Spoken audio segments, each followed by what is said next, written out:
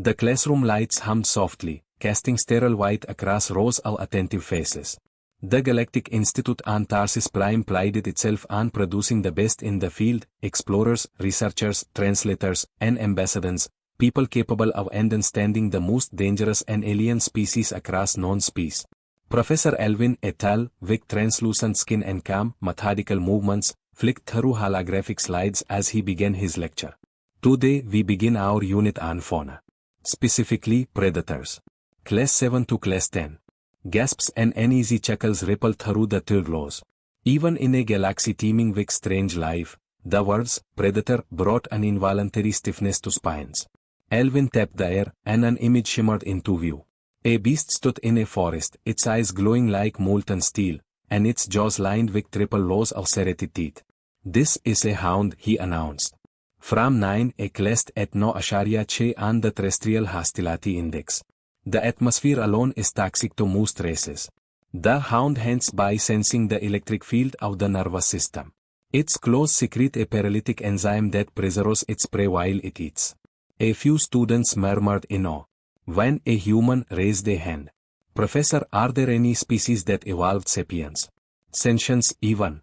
Alvin nodded. "Very rare. Sentient species from often struggle to reach capacity before they destroy themselves or their environment. However, when such species has reached galactic society." A second hologram shimmered to life. It was humanoid. 2 legs, 2 arms. Upright posture. Slightly broad shoulders. The skin tone varied in the pictures, some pinkish, some brown, some pale.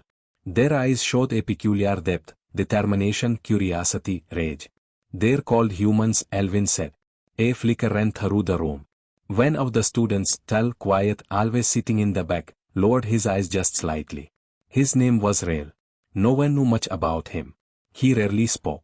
Tall for a student, with a stocky build and perpetually mussed hair. His uniform always had a slight wrinkle to it, like it had been pulled on in a rush. He had no visible cybernetic implants or communication tattoos, odd, considering most students relied on enhancements. His aura registered as stable but unreadable. The administrative AI flagged him as, and that was enough. Rael leaned forward now, chin resting on interlaced fingers.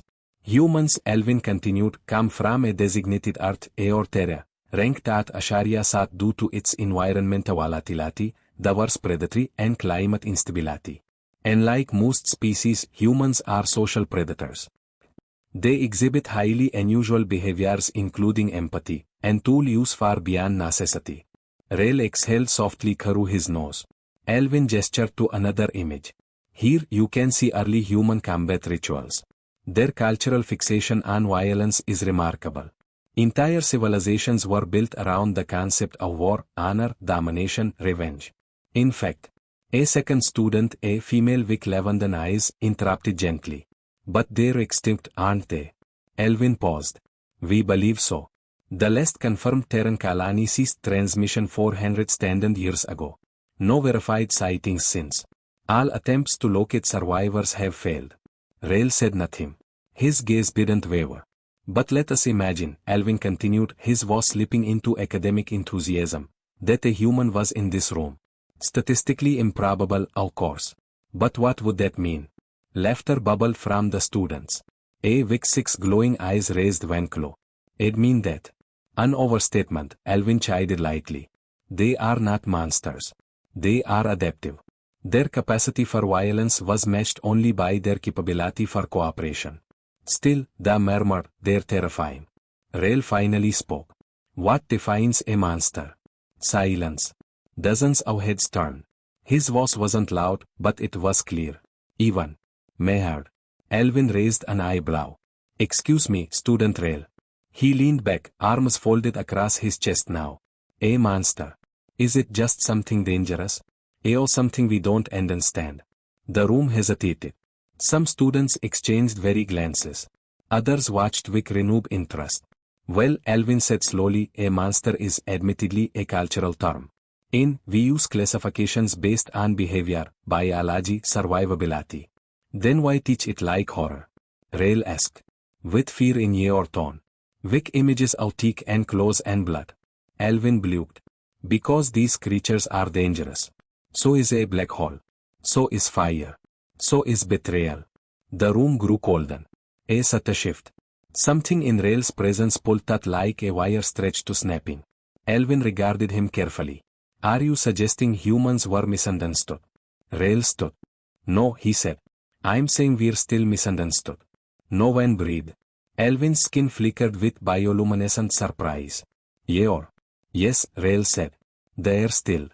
Every species present, dozens of galactic minds trained to hand the shock, froze in place. Rael looked around the room. Don't worry. I'm not here to hurt you. A few seats shifted. Muscles tightened.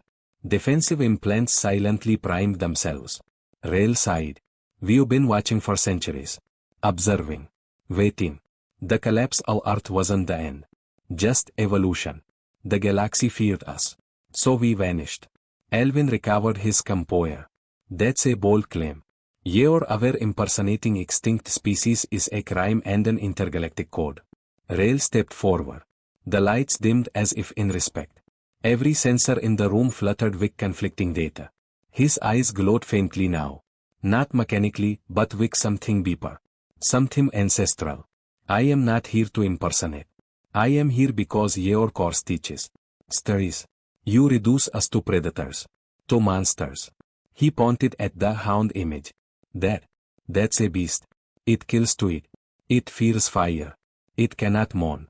He tapped the human slide. We kill for meaning. And sometimes we cry after.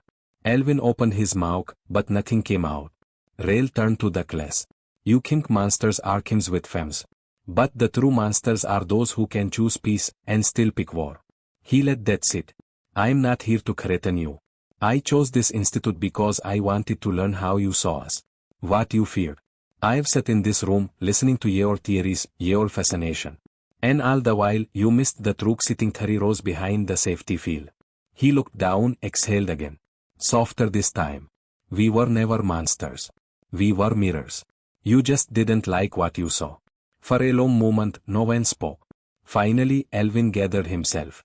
What do you want? Rael looked him in the eye. To tell the real story.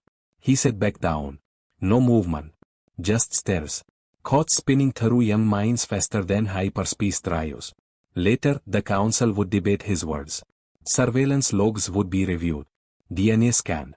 But everything would check out. He was human. The only one. And as the institute scrambled to rethink everything they thought they knew about humanity, Rael quietly resumed his studies. No guards. No force fielders. Just the same chair. Over the next few weeks he answered questions. Told stories. Not of war, but of music. Of snow. Of sacrifice and survival and love. He taught them that humans had monsters, yes. But also poets.